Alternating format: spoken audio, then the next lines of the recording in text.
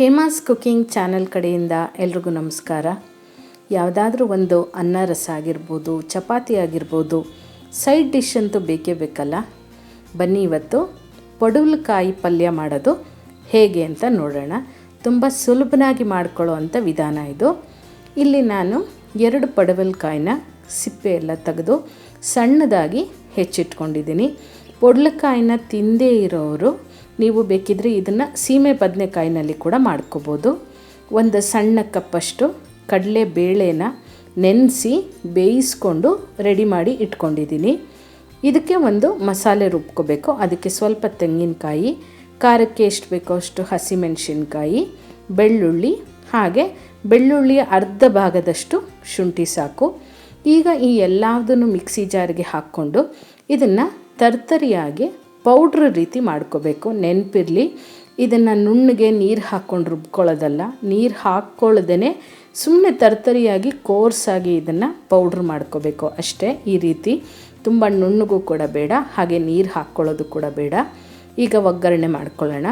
ಒಗ್ಗರಣೆಗೆ ಒಂದು ಬಾಣಲಿನ ಬಿಸಿಗಿಟ್ಟು ಅದಕ್ಕೆ ಸುಮಾರು 2 ಟೇಬಲ್ ಸ್ಪೂನಷ್ಟು ಎಣ್ಣೆ ಹಾಕ್ಕೋಬೇಕು. ಎಣ್ಣೆ ಕಾದ ನಂತರ ಸಾಸಿವೆ ಹಾಕ್ಕೋಬೇಕು. ಸಾಸಿವೆ ಸ್ವಲ್ಪ ಸಿಡಿತಾ ಇದ್ದಂಗೆ ಈರುಳ್ಳಿ ಹಾಗೆ ಕರಿಬೇವನ್ನ ಹಾಕ್ಕೊಂಡು ಈಗ ಈ ಎರಡನ್ನೂ ಒಂದು ಸ್ವಲ್ಪ ಫ್ರೈ ಮಾಡ್ಕೋಬೇಕಾಗತ್ತೆ. ಇದು ನಿಮಗೆ ತುಂಬ ಬೇಗ ಆಗುವಂಥ ಒಂದು ಪಲ್ಯ ಅಂತಲೇ ಹೇಳ್ಬೋದು. ಈಗ ಬೇಳೆ ಸಾರು, ರಸ, ಅನ್ನ ಏನಾದರೂ ಮಾಡಿಕೊಂಡಾಗ ಕೂಡ ಈ ಪಲ್ಯ ಮಾಡ್ಕೋಬೋದು. ಇಲ್ಲ ಇದಕ್ಕೆ ಒಂದು ಸ್ವಲ್ಪ ನೀರನ್ನು ಹಾಕ್ಕೊಂಡು ಗೊಜ್ಜು ರೀತಿ ಮಾಡಿಕೊಂಡ್ರೆ ಚಪಾತಿ ಕೂಡ ಚೆನ್ನಾಗಿರುತ್ತೆ, ದೋಸೆಗೆ ಚೆನ್ನಾಗಿರುತ್ತೆ, ಯಾವುದಕ್ಕಾದರೂ ಇದು ಮ್ಯಾಚ್ ಆಗುವಂಥ ಒಂದು ಪಲ್ಯ. ಈಗ ಇದರಲ್ಲಿ ಪಡವಲಕಾಯಲ್ಲಿ ಬೀಜ ಇರುತ್ತಲ್ಲ, ಅದನ್ನು ಕೂಡ ನಾನು ಸೇರಿಸ್ಕೊಂಡಿದ್ದೀನಿ. ಇದು ಎಳೆದಾಗಿರೋದ್ರಿಂದ ಕೆಲವ್ರಿಗೆ ಇದು ಇಷ್ಟ ಆಗುತ್ತೆ, ಕೆಲವ್ರಿಗೆ ಇಷ್ಟ ಆಗಲ್ಲ. ಯಾರಿಗೆ ಇದು ಇಷ್ಟ ಆಗಲ್ಲ ಅಂಥವರು ಬೀಜ ಹಾಕ್ಕೊಳ್ದೇ ಇದ್ರೂ ಪರವಾಗಿಲ್ಲ. ಆದರೆ ನಮ್ಮನೆಯಲ್ಲೆಲ್ಲ ಇಷ್ಟಪಡ್ತಾರೆ. ಅದು ಒಂದು ರೀತಿ ತಿನ್ನೋವಾಗ ಕ್ರಂಚಿಯಾಗಿ ಸಿಗುತ್ತೆ ಅಂತ ಹೇಳಿ, ಹಾಗಾಗಿ ಇದನ್ನು ಇದಕ್ಕೆ ಸೇರಿಸ್ಕೊಂಡಿದ್ದೀನಿ. ಹಾಗೆ ಪಡವಲಕಾಯಿನ ಹಾಕ್ಕೊಂಡ್ಮೇಲೆ ಇದನ್ನು ಒಂದು ಸ್ವಲ್ಪ ಹುರ್ಕೋಬೇಕಾಗತ್ತೆ. ಪಡವಲಕಾಯಿನಲ್ಲಿ ಒಂದು ರೀತಿ ಸ್ಮೆಲ್ ಇರುತ್ತೆ, ಅದು ಸುಮಾರು ಜನಕ್ಕೆ ಅಷ್ಟು ಇಷ್ಟ ಆಗಲ್ಲ. ಅದನ್ನು ಮೊದಲು ಫ್ರೈ ಮಾಡ್ಕೋಬೇಕಾಗತ್ತೆ. ಹಾಗಾಗಿ ಒಂದು ಅರ್ಧ ಸ್ಪೂನಷ್ಟು ಅರಿಶಿನ ಹಾಕ್ಕೊಂಡು ಜೊತೆಗೆ ಒಂದು ಸ್ವಲ್ಪ ಉಪ್ಪನ್ನು ಕೂಡ ಈಗಲೇ ಸೇರಿಸ್ಕೊಂಡು ನಾವು ಇದನ್ನು ಫ್ರೈ ಮಾಡ್ಕೋಬೇಕು. ಈ ಪಡವಲಕಾಯಿನಲ್ಲಿ ಉಪ್ಪು ಅರಿಶಿನ ಎಲ್ಲ ಹಾಕಿದಾಗ ಸ್ವಲ್ಪ ನೀರು ಬಿಟ್ಟಂಗಾಗತ್ತೆ. ಆ ನೀರೆಲ್ಲ ಪೂರ್ತಿ ಡ್ರೈ ಆಗೋವರೆಗೂ ನೀವು ಪಡವಲಕಾಯಿನ ಹುರ್ಕೊಂಡು ಬಿಟ್ಟರೆ ಅದರಲ್ಲಿ ಇರೋವಂಥ ಆ ಹಸಿ ವಾಸನೆ ಎಲ್ಲ ಹೋಗ್ಬಿಟ್ಟು ನಿಮಗೆ ಅದರದ್ದು ಏನು ಒಂದು ರೀತಿ ಸ್ಮೆಲ್ ಅಂತ ಕೆಲವರು ಇಷ್ಟಪಡಲ್ವ, ಅದೆಲ್ಲ ಹೊಟ್ಟೋಗ್ಬಿಡುತ್ತೆ. ಮತ್ತು ಇನ್ನೊಂದು ಏನಂದರೆ ಎಣ್ಣೆನಲ್ಲಿ ಫ್ರೈ ಆಗಿರೋದ್ರಿಂದ ಪಡವಲಕಾಯಿನ ಪಲ್ಯ ತುಂಬ ಚೆನ್ನಾಗಾಗತ್ತೆ. ಇದೇ ರೀತಿ ನಾನು ಪಡವಲಕಾಯಿನ ಹಾಕಿ ಹಾಗೆ ಅವರೆಬೇಳೆನ ಉಪಯೋಗಿಸಿ ಒಂದು ಮಸಾಲೆ ಸಾರನ್ನು ಕೂಡ ಮಾಡಿ ತೋರಿಸಿದ್ದೀನಿ. ಹಾಗೆ ನಿಮಗೆಲ್ಲ ಗೊತ್ತಿರೋದೇನೆ ಪಡವಲಕಾಯಿ ಕೂಟಂತೂ ತುಂಬಾ ಚೆನ್ನಾಗಿರುತ್ತೆ. ಅದನ್ನು ಕೂಡ ನಾನು ಈಗಾಗಲೇ ಮಾಡಿ ತೋರಿಸಿದ್ದೀನಿ. ಈ ವಿಡಿಯೋ ಎಂಡ್ ಸ್ಕ್ರೀನ್ನಲ್ಲಿ ಅದೆರಡನ್ನು ಹಾಕಿರ್ತೀನಿ, ಒಂದು ಸರಿ ಚೆಕ್ ಮಾಡ್ಕೊಳ್ಳಿ.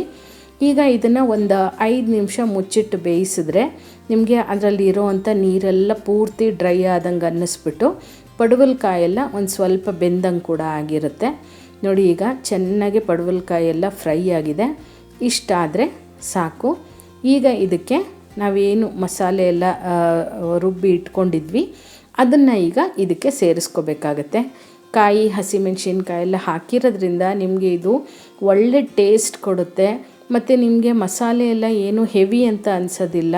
ಹಾಗೆ ಕೂಡ ತಿನ್ನೋದಕ್ಕೆ ತುಂಬಾ ಚೆನ್ನಾಗಿರುತ್ತೆ. ಈಗ ಇದೆಲ್ಲದನ್ನು ಹಾಕ್ಕೊಂಡು ಮಿಕ್ಸ್ ಮಾಡಿಕೊಂಡು ಈಗ ಈ ಪಡವಲಕಾಯಿಗೆ ನೀವು ಇನ್ನೂ ಸ್ವಲ್ಪ ಬೇಯಬೇಕು ಅನ್ನೋದಿದ್ದರೆ ಒಂದು ಅರ್ಧ ಲೋಟದಷ್ಟು ನೀರನ್ನು ಹಾಕ್ಕೊಂಡು ಇದನ್ನು ಬೇಯಿಸ್ಕೋಬೇಕಾಗತ್ತೆ.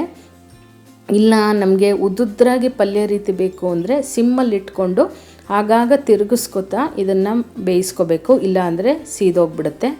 ಈಗ ನಾವೇನು ಕಡಲೆಬೇಳೆ ಎಲ್ಲ ನೆನೆಸಿ ಬೇಯಿಸಿಟ್ಕೊಂಡಿದ್ವಿ ಅದನ್ನು ಇದ್ರ ಜೊತೆಗೆ ಸೇರಿಸ್ಕೋಬೇಕು. ಈ ಕಡಲೆಬೇಳೆ ಕೂಡ ಇಷ್ಟೇ ಅಂತ ಏನಿಲ್ಲ, ಯಾರಿಗೆ ಜಾಸ್ತಿ ಇಷ್ಟ ಆಗುತ್ತೆ ಅವ್ರು ಸ್ವಲ್ಪ ಜಾಸ್ತಿ ಕ್ವಾಂಟಿಟಿ ಹಾಕ್ಕೋಬೋದು. ಎಲ್ಲೋ ಒಂದೊಂದು ಸಿಕ್ಕಿದ್ರೆ ಸಾಕು ಅಂತ ಅನ್ನೋರು ಸ್ವಲ್ಪ ಕಮ್ಮಿ ಕೂಡ ಹಾಕ್ಕೊಂಡ್ರು ನಡೆಯುತ್ತೆ. ಹಾಗೆ ಇದೇ ರೀತಿ ನಾನು ಸುಮಾರು ಪಲ್ಯಗಳನ್ನ ಕೂಡ ಈಗಾಗಲೇ ಮಾಡಿ ತೋರಿಸಿದ್ದೀನಿ. ಅದೆಲ್ಲವುದು ನೀವು ನನ್ನ ಚಾನಲಲ್ಲಿ ನೋಡ್ಬೋದು. ಈಗ ನಾವೇನು ಮಿಕ್ಸಿನಲ್ಲಿ ಕಾಯಿ ಎಲ್ಲ ರುಬ್ಕೊಂಡಿದ್ವಿ ಅದೇ ಮಿಕ್ಸಿ ಜಾರ್ಗೆ ಒಂದು ಅರ್ಧ ಗ್ಲಾಸಷ್ಟು ನೀರನ್ನು ಹಾಕಿ ಆ ಮಸಾಲೆಯನ್ನು ಕೂಡ ವೇಸ್ಟ್ ಮಾಡದೆ ಇದ್ರ ಜೊತೆಗೇ ಸೇರಿಸ್ಕೊತಾ ಇದ್ದೀನಿ.